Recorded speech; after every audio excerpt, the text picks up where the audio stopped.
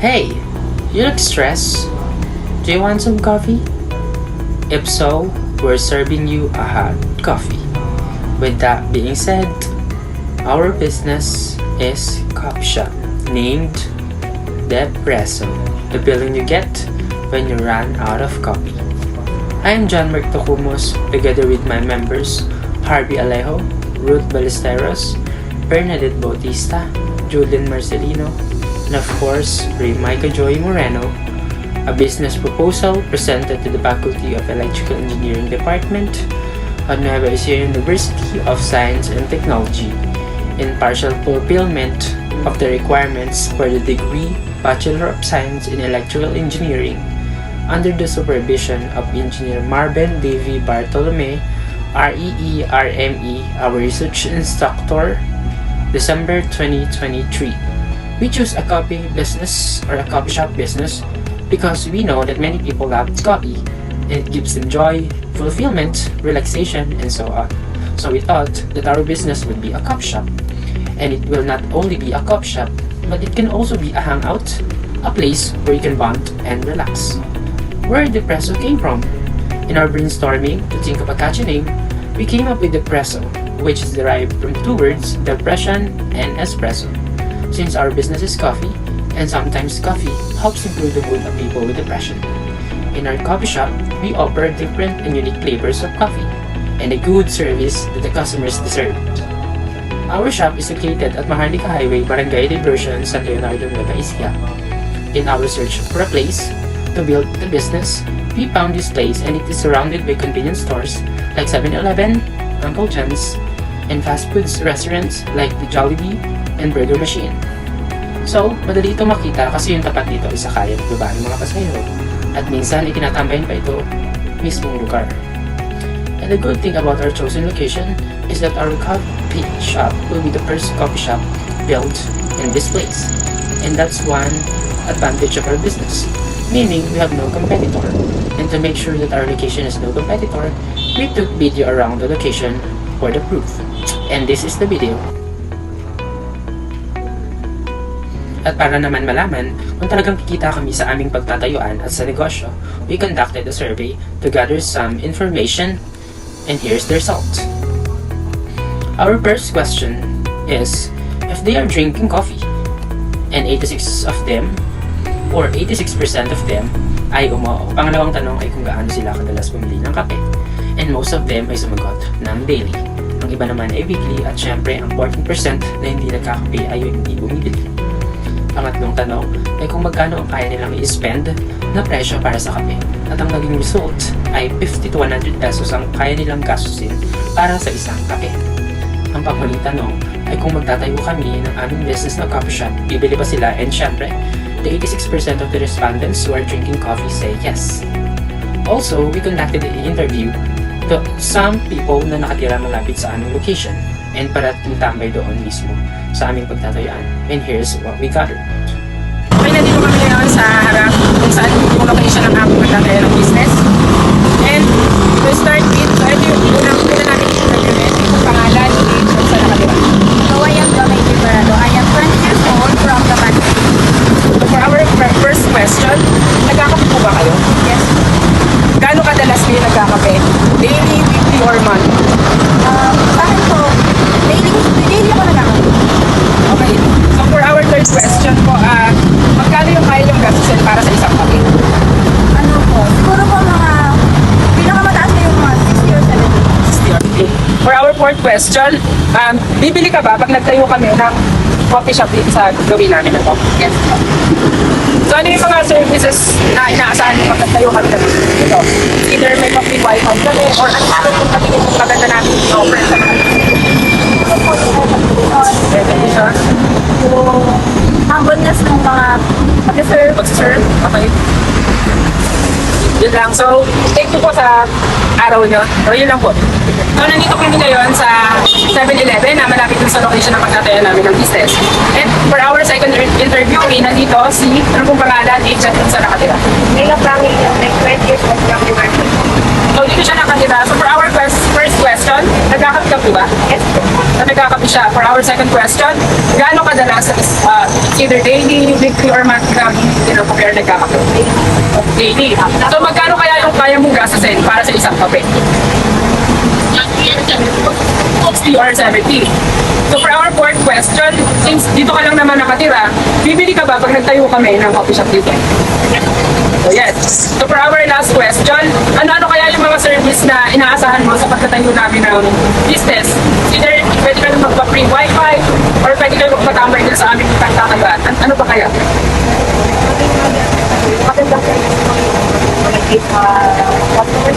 Magmabay sa customer, ang maganda yung pagtatubo. So yun po. So maraming salamat po sa thank you. In conclusion to that, the location itself says that our business will profit. With the number of people passing and hanging out, with the people we have taken a survey and interview, it cannot be denied that people will choose and buy. Successful business means knowing and doing the tools for strategic planning of business. And here are some techniques that we used. The Value Proposition Canvas or VPC. It is formed in two building blocks, the customer's profile and company's value proposition. For customer's profile, it is divided into three parts, which are customer jobs, pains, and gains. Number 1, customer jobs. Purchase quality coffee. This is obviously the task the customers are trying to complete. According to our survey, majority of the respondents who will purchase our coffee are students. Number 2, pains. These are the things that our coffee shop may experience. First is slow service. The speed of our service is one factor that can influence or convince people to buy our coffee. It's considered a pain to our coffee shop since it can lead us to poor service due to the delays that may happen. Next is small space. As we have shown in the video earlier, the building we have chosen is not that spacious. This pain to us because there's a high possibility that it will become crowded. Next is disturbing and bothering ambience. According to our survey, respondents are expecting that our coffee shop will have good services and have peaceful setting. But some customers can't avoid making noises, especially when they are having fun without knowing they are already disturbing others. Next is ventilation. As stated in our survey, we are going to provide a place that is clean and refreshing. But the establishment we have chosen is not that well ventilated. Next is unpleasant stuff. We are just going to hire people to manage our coffee shop. And we may encounter, or worse, hire people who are having a hard time in controlling their bad attitude towards our customer. Number 3, gains. These are the things that our customer will receive. First is trending music. We would love to provide a music that can comfort our customers inside our coffee shop. Since majority of the respondents are students, some of them want K-pop music, Taylor Swift songs, and others. Next is comforting atmosphere. Our coffee shop will have a peaceful and calming ambience, since majority of our respondents like to go or study in a place like this. Next is access free Wi-Fi for work or study. We will provide free Wi-Fi for those customers who need it. Next is efficiency and quality service. It is important to achieve the customer satisfaction in our coffee and services, so we will do our best to serve the customer. Next is reasonable price. In accordance with our survey, majority of them can afford the price range 50 to 100 pesos, so we made sure that the price of our coffee is affordable. For value proposition, it is also divided into three parts, products and services, pain relievers and gain creators. Number 1, products and services. These are the things that our coffee shop offers. Our coffee shop offers, of course, coffee, and the services we offer are working space for business meetings or presentation, since our coffee shop has peaceful ambience. And also, we offer optional place for socializing, such as get-together of friends. Number 2, pain relievers. These are the solutions to our pains. First is timely service. To achieve it, we're going to respond quickly to our customers' inquiries, especially when they are in hurry. Also, we're going to hire experienced barista to have them a quality coffee and a fast service. Next, put a signage inside our coffee shop to maintain silence, because some customers can't avoid noises that disturb others. In putting signage, they will have awareness to remain silent. They can have some fun, but not too much to make other people irritate. Next is well-ventilated place. We will install exhaust ventilation to maintain the freshness inside. It is important to have proper ventilation because it will help to get rid of unpleasant odor inside our coffee shop. And lastly, pleasant and friendly staff. We're going to inspect in detail to determine their nature or condition before hiring someone. With a pleasant and friendly staff, customers will have satisfaction in services they will receive. Number 3, gain creators. These are the things that create gains for customer. First is music is well selected. In playing music, we will select it based on the mood inside our coffee shop to keep them entertained. Next is employees are well trained. Only experienced barista and staffs will have an opportunity to serve our customers. Next is affordable price. We made sure that the price of our coffee is affordable because the majority of our respondents are students. Next is peaceful environment. It is important to maintain peace inside our coffee shop to have a good feedback from customers. And lastly, free Wi-Fi in each location. Our customer will have an access in free Wi-Fi for them to study or work. The business model canvas for our coffee shop includes our customer segment, are the people who enjoy and love drinking coffee in an affordable price with a good quality experience, or the main target for our coffee shop. And those are students who seek a comfortable place to study or socialize, coffee drinkers or lovers, passers-by, and the public. While our customer relationship focus on the actionable insight and innovative ideas to foster enduring and mutually beneficial relationships with their customer in an ever evolving market, or the things that can make our customer back in a coffee shop. And the examples are mobile apps because it's convenient ordering, loyalty programs, and special promotion. Then cups with customer name, loyalty card, and providing fast service. We shall communicate with and interact with our customer through our channels. This might be events, advertisement, or social media. Selecting the channels that would help us reach our target clients the best is crucial. Our channels for our coffee shop might be social media platforms for engagement, promotions, and community building. Coffee itself, our coffee shop location with a welcoming ambience is good, and public speaking. While finding the key activities for managing our coffee business is crucial, as is making sure they complement our value proposition and source of income. Our main undertakings usually consist of serving, knowing and remembering customer preferences is important. Next, maintenance, coffee making, ensuring the quality of coffee beans and other products we sell is a must, consistently preparing and serving high quality coffee. Then, last is delivery of a product. So for our key partners, we have the local coffee retailers and the vendors for alternative coffee beans and ingredients. So dito namin kinukuha yung mga pangunahing ingredients sa aming coffee shop, which is yung coffee beans. Also, isa sa key partners namin yung coffee bloggers, which are the people who promotes our products on the internet. So next is our key resources. So unang-una sa key resources namin is the equipment, which is the coffee maker or the coffee machine. Next one is the barista. So ang barista ang gumagawa ng coffee na binibenta namin sa aming coffee shop. Next one is the inventory. So yung inventory, dito nakapaloob yung mga ingredients namin, which is yung mga coffee beans, yung mga panggawa ng coffee, yung mga cups, and such things. Next is our cost structure. So unang-una sa aming cost structure is yung maintenance ng equipment namin. So ang maintenance ng equipment namin is only 5,000. It's yearly or kaya every 6 months. So next one is yung monthly rent namin. Ang monthly rent is 6,000, and lastly yung taxes and transportation of supplies, which is 10,000. Next is our revenue streams. So ang revenue streams po namin is based sa survey namin and doon sa aming cost structure. So yung sales ng aming product is 19,110 per month based on our survey and sa aming cost structure. Next is our reservation. So every 50 persons, ang reservation po namin is 10,000. Free drinks na yon for 50 persons. So next is our service fee. So our service fee, dito pumapasok yung mga tips. So dahil wala kaming employee, yung tips namin mismo is mapupunta pa rin sa revenue streams ng aming company. Dahil kami rin naman yung nagpapatakbo nun. So, ang estimated price ng service fee is mga 5,000 a month, since ito is yung mga tips lang. So, pwedeng mas tumaas pa siya sa 5,000 or pwedeng mas mababa pa siya sa 5,000. Another effective tools we use to help our business analyze data and identify problems effectively was the DMAIC that comes from the Six Sigma tools. Define. According to our survey, we identified the problems that we will be able to encounter within the system process. And these are, first, serving time. It is no secret that timeliness in customer service is essential to keeping customers satisfied.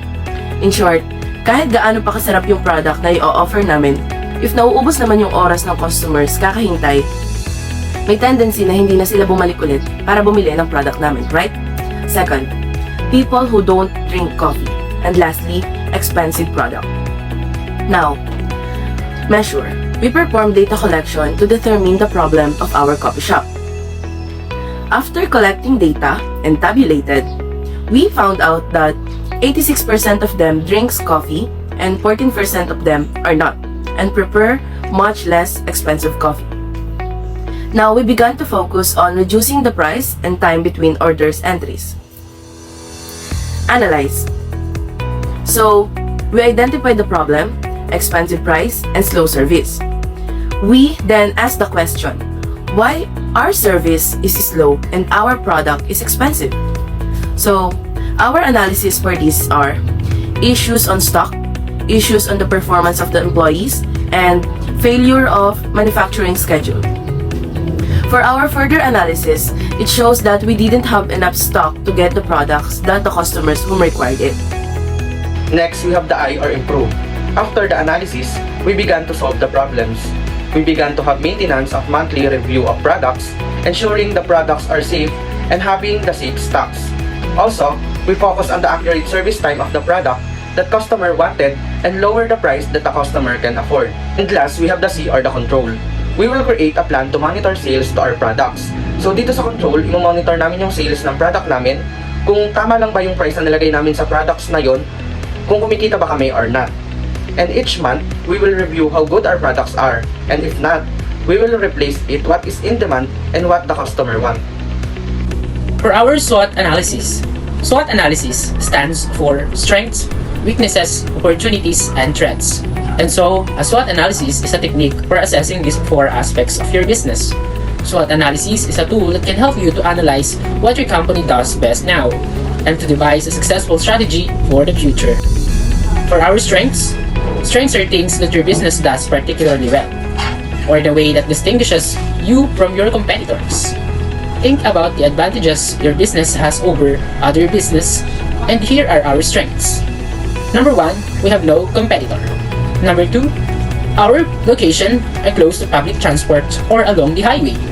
Number 3, this is close to the universities or university, and it is surrounded by fast foods and convenience stores.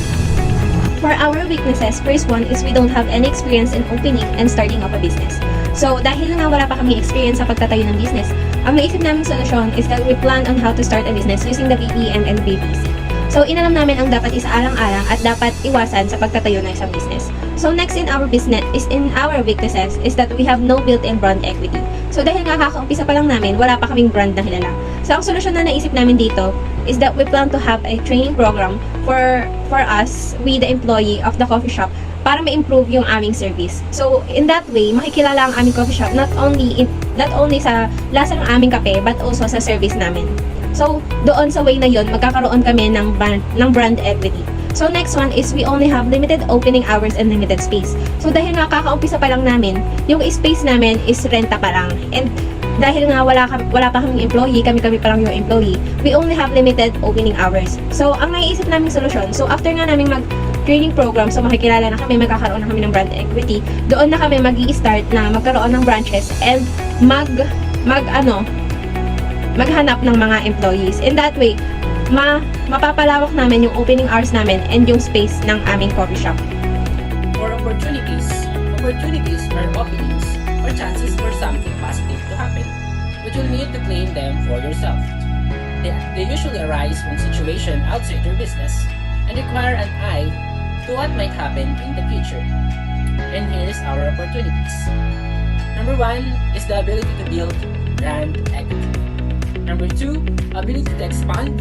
Number 3, ability to attract customers. Number 4, ability to hire people from university. And lastly, menu expansion. The threats are uncertain economic condition, shift in consumer preferences, health and safety concern, disruption in the supply chain, products being copied, and lastly, to have a competitor near to our shop. We cannot deny that technology has been part of our daily lives. And one example of that is internet. And because of that, it easily connects people all over the world. And in our generation, people are using the internet for different uses, and business is one of them. And that's why we created our own app for our business that can help the customers who don't have time to go to our coffee shop. And here's how it works. First, download the app from any app store and just simply search the depresso app. And look for that logo presented to this slide. After downloading, when opening the app, a login will appear. For new app user, just click create new account. In creating your account, your name and location is a must. For existing account, just fill up the 2 boxes with your username and password. And after that, just click the login, then you will go to the dashboard of the app and you will see immediately the products that our coffee shop has. After choosing a product, just press the add or plus button, and after that, find checkout and click, and you will go to the page where you can review your order to confirm if it is correct, and after that, just click the place order so your order will be received by our shop, and our shop will prepare your order and to deliver. You can also cancel or change your order while your order has not been confirmed by our shop. The app we made will help our coffee shop and the buyers. For buyers who don't have time to go out at home or work, or just want to have coffee at their home or any reason, this is for them. And as for our store, it will prevent the increasing of people that causes long preparation times, or time for each product purchased by our customers. And besides, it is more accessible. And that's end our presentation. Again, I am John Rick Tacumos. Maraming salamat.